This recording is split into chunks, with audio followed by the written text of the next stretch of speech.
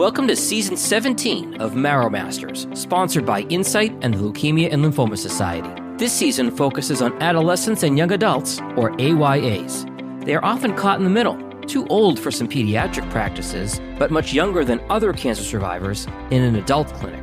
We'll be talking with a variety of speakers this season who will share their best tips, tricks, and ideas for this unique segment of the population. Our guests will offer grit, honest feedback, advice, hope, and so much more. Here's your host, Executive Director of the NBMT Link, Peggy Burkhart. Hello, everyone. So today we have with us Nick Giallourakis, who is the Executive Director of the Stephen G. Cancer Foundation and Elephants in Tea. So Nick knows plenty about this subject, in part because he grew up with his brother Stephen, who was diagnosed with cancer and actually received a transplant. I'm going to let Nick share his brother's story with you. But right now, I just really want to welcome Nick. I'm so thrilled to have you on the show. Thank you so much, Nick. Thanks, Peggy. Thanks for having me. Honored to be on here today. And I guess we'll just start right off with Steve, as you just mentioned. Sure. Steve is the inspiration behind everything that we do at Elephants in Tea, and those that we've gotten to know him through everything that Steve's been through. And just to give his story, he's a 5-time cancer survivor of 4 different cancers. Wow. And the second cancer is the one that he received a transplant, secondary AML. So we go back to his first cancer. Steve is now 34 years old. Yeah, so he'll be 35 this year. He's born in 1990. So he's 34 years old, doing really well. He had his first cancer when he was 15 years old, stage 4 osteosarcoma in his L4 vertebrae. And went through some intensive treatments because of it being stage 4 and everything else. A lot of the issues that we see with the adolescent young adult community that I'm sure we'll touch on some more, but that is where Steve's journey began in dealing with osteosarcoma. From there, he, like I said, had treatment. It did relapse briefly, and then he was cancer-free for about a couple of years there. Graduated high school, went off to college. Freshman year of college, was diagnosed with secondary AML due to the chemotherapy from his first treatment, which is extremely rare to have that secondary cancer. But nonetheless, you and I both know probably a lot of people when it comes to that. Mm-hmm. So Steve's second cancer is AML and received a bone marrow transplant due to having AML. That was his only option, and has been really doing really well. He does deal with graft versus host disease and things like that, some of the side effects that can come from a bone marrow transplant. And then he was cancer-free for about 11 years, which that in itself, for anyone that has a secondary cancer and needs a bone marrow transplant, is remarkable.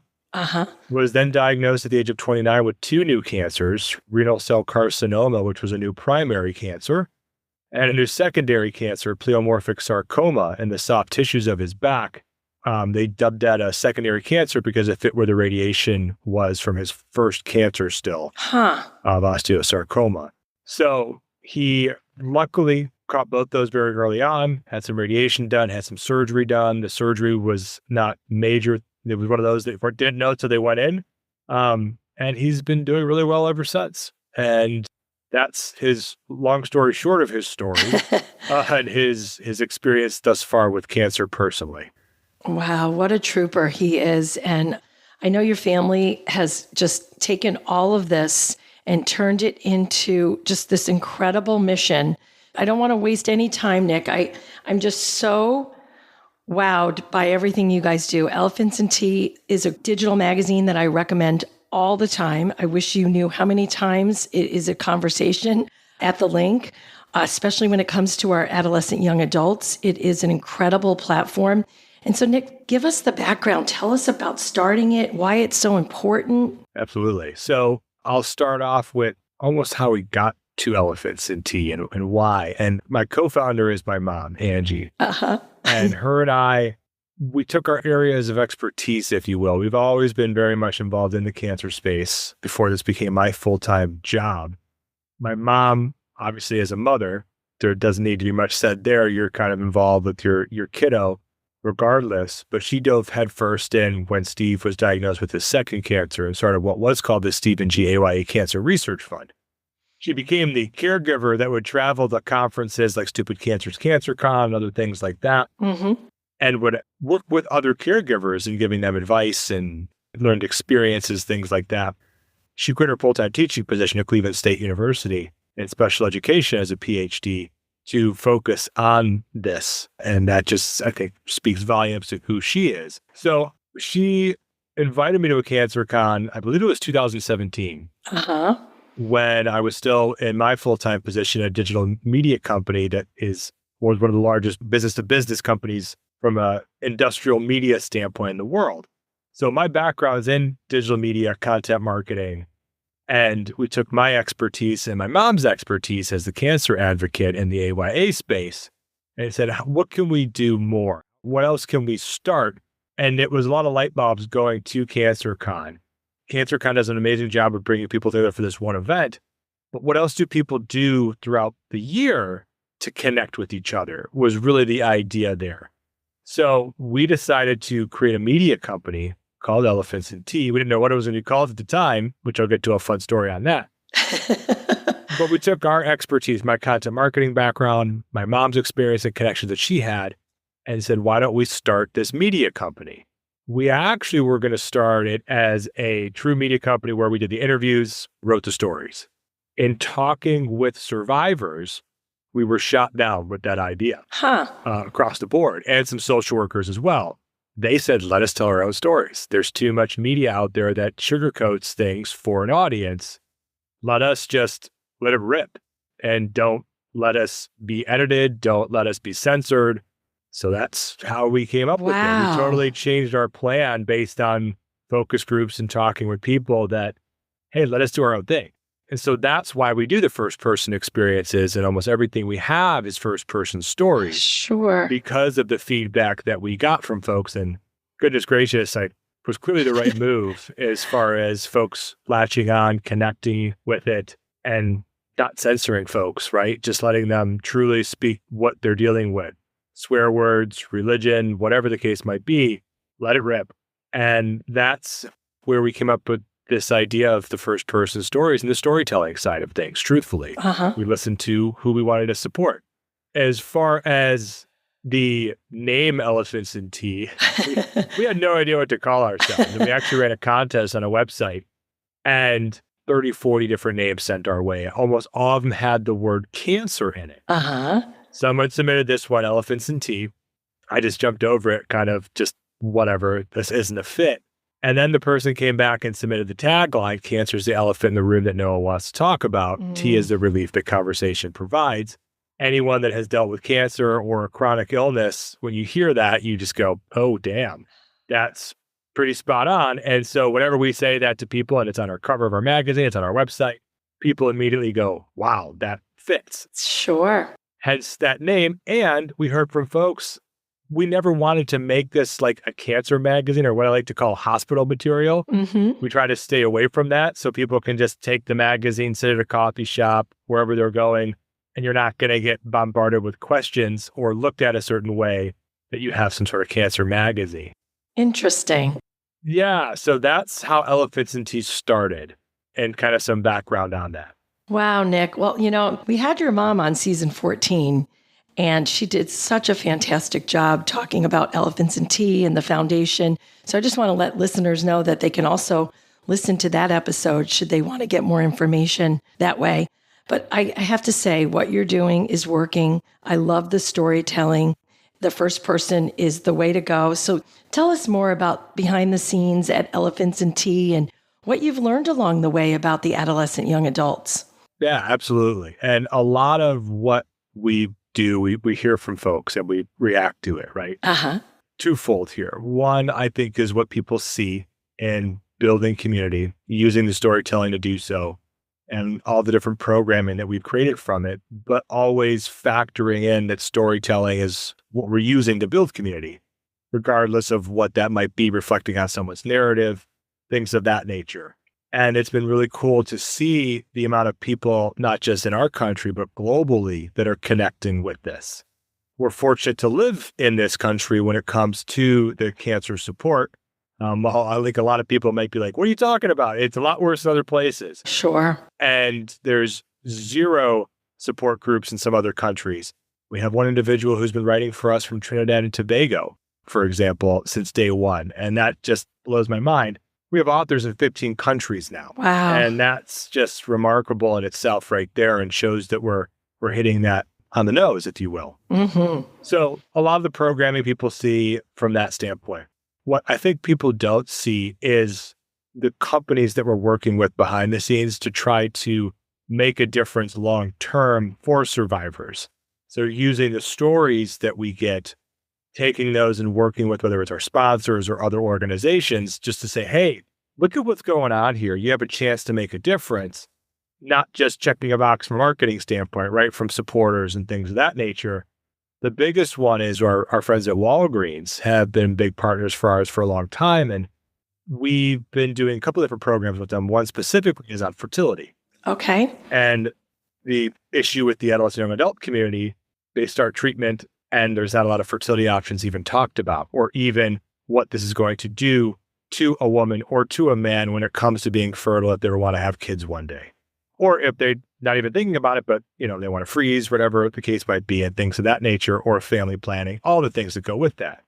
Walgreens, long story short, surprised us with some amazing news this past fall that because of the work that we've been doing with them and the partnership that we've done with them, they have changed their protocol with their specialty pharmacists that whenever a chemo drug is given out for the first time to a patient, they now have to talk about fertility options with the patient. Really? And that, I think, is advocacy at its finest right there. Oh, yeah. While, of course, we're more of the survivor facing, right, the quote unquote consumer facing and supporting the patients and survivors and their loved ones. But we're also doing that, I think, behind the scenes and doing it in a way that not everyone sees all the time. And that is just unbelievable. Oh, sure. So to do things of that nature, I've been fortunate enough to be invited to different meetings at the NIH, for example, too, and give our feedback to represent the survivors. So there's things like that, that while, yeah, it's not our typical programmatic side of things when it comes to elephants and tea, still pushing to make a difference when it comes to this long-term survivorship of any survivor when it comes to cancer. Wow, Nick, that is just incredible. And, the fertility issue is huge. We're going to cover it in some other episodes, but I'm so happy to hear that and so impressed with Walgreens too. So we'll make sure we include some of the information on the programming in the show notes. I know a little bit about what you've done with Walgreens, but we will make sure that everyone knows about that. So Nick, let's get down to the nitty-gritty about what makes the AYA, adolescent young adult segment of the population so special. What's different about them than, let's say, somebody in their 50s or 60s that's going through cancer? Yeah, absolutely. The list is long. Fertility, we just mentioned, is a big one. Mm-hmm. I think in general, though, the biggest to me is the financial toxicity of things. Yes. It's just such an age group that, all of us that were in our early 20s, if you get hit with the diagnoses, Steve will be the first one to tell you he's fortunate to have a set of parents that was able to step in and help with a lot of things, right? Mm-hmm. And still do at times. Not everyone has that, right? Not everyone is fortunate to have a financial backing of someone that can help them. And the bills add up. And it's not just fighting the cancer, but then all your day-to-day things, right? Like groceries. And that's if you don't have kids on top of it, too. If you have children on top of it, the pricing of things, it's just crazy right now. Sure. It always has been. And so that right there is a huge factor. And does someone in their early 20s have a stable job that even has insurance to pay for things and benefits from that standpoint? Pivoting from the financial toxicity of things is insurance. And we've heard some crazy horror stories that when someone gets diagnosed with cancer, the disclosure, do they tell their bosses, their employers? Because we've heard of stories of people being let go because their companies can't afford to pay their insurance, which is just mind-blowing to me. Jeez. So those stories we get a lot, career standpoint, just trying to figure out where you're at in life, right? Especially those in your 20s, even your early 30s, and so on. I think for someone in your 50s and up, it's still terrible, of course, not going to sugarcoat it. It's a very different set of issues. Mm-hmm. But right there, your support system is very different. Where you're at in your career is very different. And I think that is one of the biggest couple of things right there that always come to mind for me is you're still trying to figure out life. And hopefully by 50, 60 years old, some folks do have it figured out. If not, we're all changing. We're all trying different things. I laugh. I think the closer I get to 50, the more I'm like, do I have it figured out?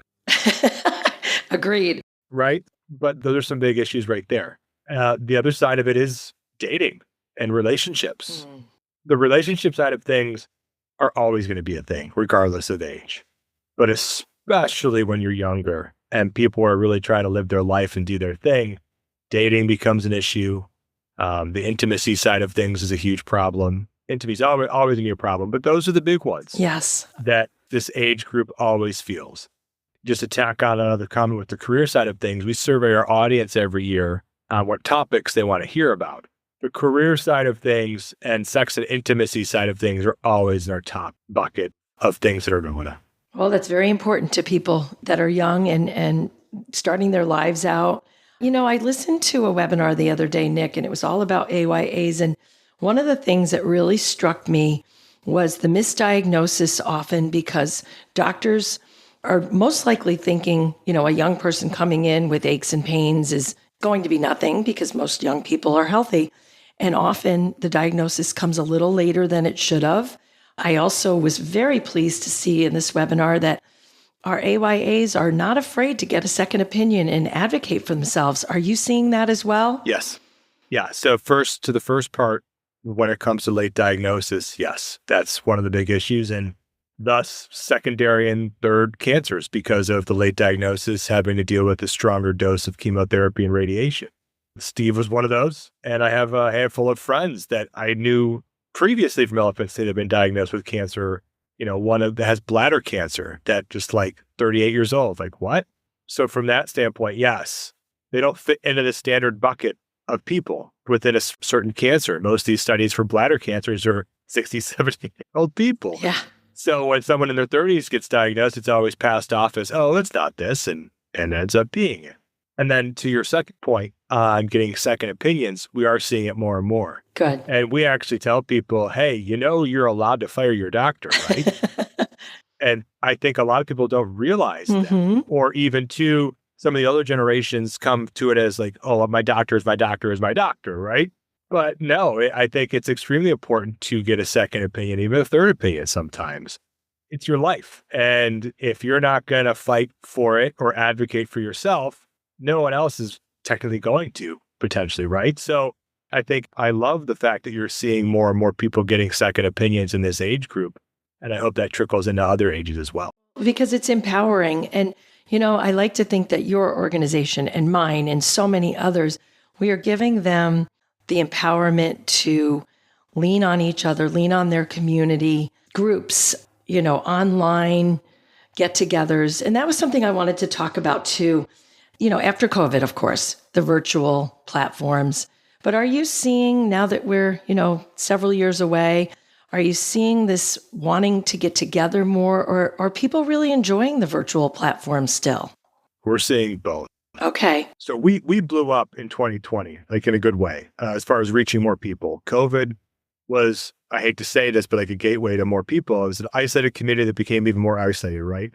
So we saw this huge push for people to be a part of something. We do a partnership with Cactus Cancer Society called Why Cancer Gap Fest. Our attendance and registration has gone up every year since we launched in 2020. Oh, that's great. Even in 2024. So we're seeing it. So one, we're still seeing people that are joining. And even this past year, we had over 400 people attend throughout the week of Gap Fest. And 60% were new to both organizations. Okay. So it's not just the same people over and over again. We are getting new people. I think part of it is we're reaching more people earlier in the process of being diagnosed.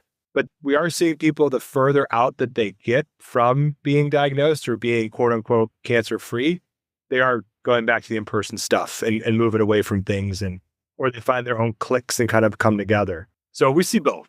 We still have some regulars with our virtual programming, but we see a lot of people every now and then, and that's okay. Or some people, we have our sleepaway camp that we do in Labor Day weekend. That's the only thing that people will come to just because they want to be with people every now and then. I'm sure CancerCon and other organizations see something very similar. It's that one time where they can kind of come together and vent and party and do all the things. And then try to go back to whatever life looks like for them now. Yes. So it's a mix for sure. It is definitely a mix. I agree. I think that's a great way of putting it.